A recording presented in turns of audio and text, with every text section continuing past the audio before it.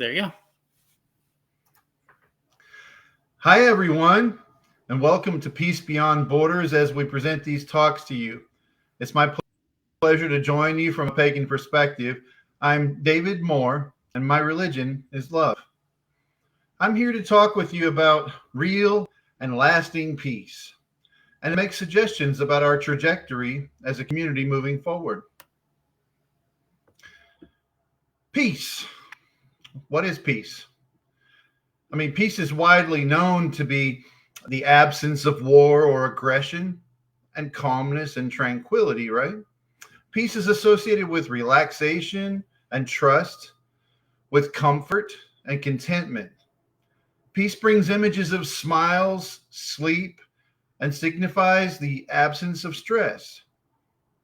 Peace sets a stage where kindness, cooperation, collective thought and dreams, and compassion are born. Peace, therefore, is only the beginning. That's what it is, my family. It's a beginning. If humanity is to head in the right direction, peace is the starting point. What helps bring peace? If one is in a state of war, peace seems elusive because it is. One cannot simultaneously be relaxed and in a fight fueled by hate. There is more than one avenue to peace. Certainly, apathy can lead to peace, just not caring enough to war, right? But it also holds the constant possibility of war. Without concern for others, we won't hesitate to carry out destructive acts if the occasion should arise. That destroys a peace. So peace can be temporary, even illusory sometimes. What brings a lasting, real peace? Truly, you probably knew I was going to say this, but it's the truth. Truly, the best soil in which to plant peace is love. Are we destroying or are we building with our efforts? Which one feels more like peace? Are we busy right now building an alliance of our peers who hate what we hate? Or are we busy building a lasting peace? Are we even build peace? I can honestly say, I wish I couldn't, but I can honestly say that most of my friends are building something related to hate lately and praying for destruction. This hurts my heart, and I know where they're coming from, and I love them. I know they're fueled by a sense of righteousness and zeal, but those things also fueled witch hunts and wars in the past. Can we just rise above the hatred in the world today? Or are we really convinced that hate is the only way to go? They hate us, so we have to hate them. Well, we have the right. We're justified to hate them because they hate us. Look, they're trying to hurt us, so we should try to hurt them. We have the right to try to hurt them because they're trying to hurt us. That type of thinking has never led to peace, ever.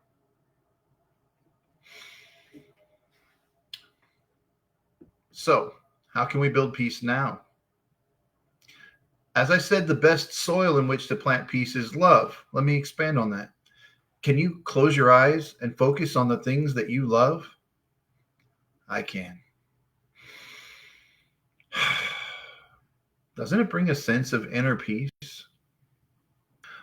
Love mixed with understanding brings compassion. That's what compassion is. Love with understanding. Compassion is what almost all of my friends claim to have in practice, but are recently failing to execute as well as they could. And that's why I felt the need to say something, because I love them and I love all of my human family collectively in general. Let me give you a practical example. Right now, there are those who would love to build a PAC, a political action committee, centered on pagan rights. They believe voting and swaying others to vote the same way will bring needed changes. Well, Goddess bless them. I hope they're right. However, to me, suffering comes with either party's leadership, and oppression in one form or another results each time. Absolute power corrupts absolutely, maybe, and power corrupts, but Not everyone takes on the great responsibility that comes with great power, if you don't mind a Stanley reference. Have they thought instead to tunnel any such monies and efforts into helping those who need food or medicine? I mean, sure, they can console themselves saying that writing will affect that. I mean, that voting will affect that conditions will be better if they vote for the right people. But for how long? And will those filled with hate on both sides stop their fight in the event of a different election?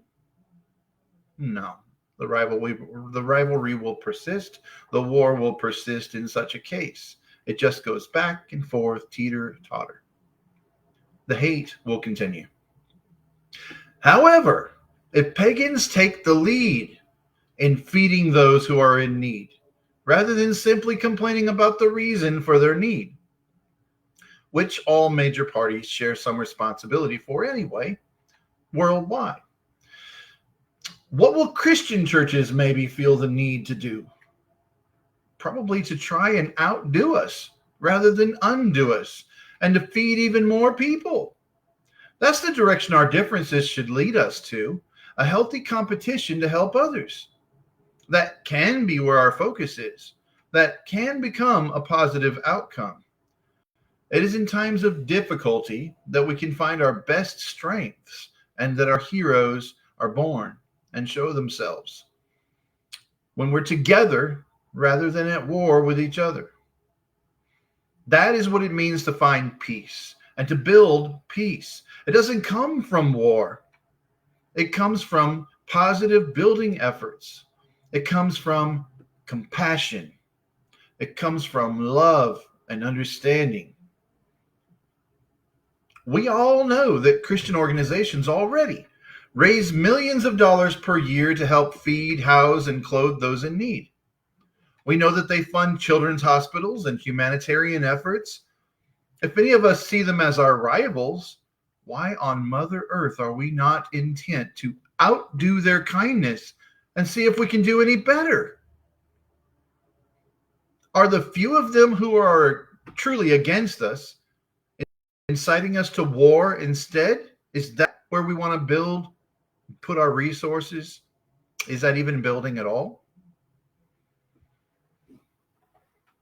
How would our resources be best spent?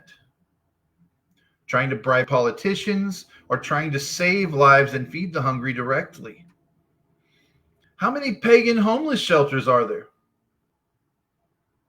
I'd love to see even one, maybe there's one.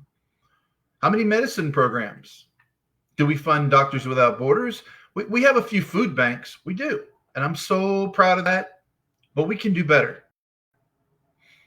If we want peace, we need to become less of a perceived enemy and more of a perceived rival do-gooder group for our fellow humans.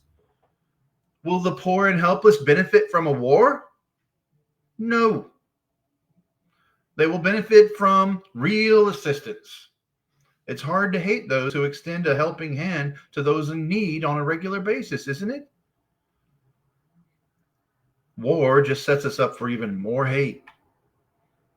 I talked with the pastor of a Unitarian Universalist church in Tennessee when I was surprised to learn that the church regularly gives out Kroger cards that can provide fuel, household items, food, and clothing for those in need.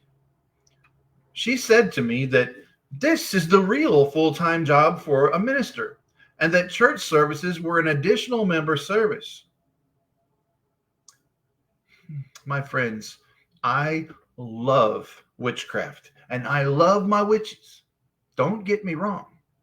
And I appreciate that Unitarian Universalists hold a place for us and have cups groups and host meetings, allow us to do lay-led services from time to time, and a lot of other things that are very supportive of us. I appreciate all of that. I love my pagans. I do. But how many covens are structured that way? How many high priests would say that their full-time job is helping needy people and their additional part-time job is providing Sabbats and Esbits for members? I hope there are a few, but I know there are only few if so. I haven't run across one yet, and I've been a lot of places and met a lot of people. I'm just saying we can do better.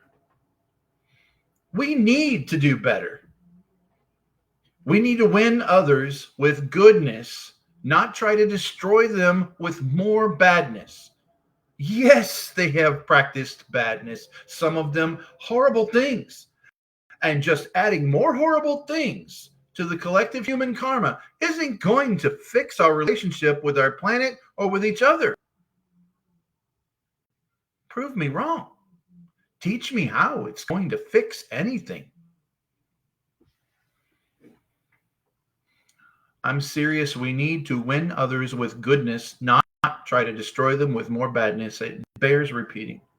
We need to compete with them, those we saw as our rivals, to win the hearts of humankind, not just to exchange insults and protest. The cure to war isn't trying to win the war, it's to stop fighting it and get into the race to save humanity and our planet. And that, my dear family, leads to peace.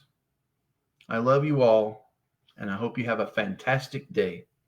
Blessed be.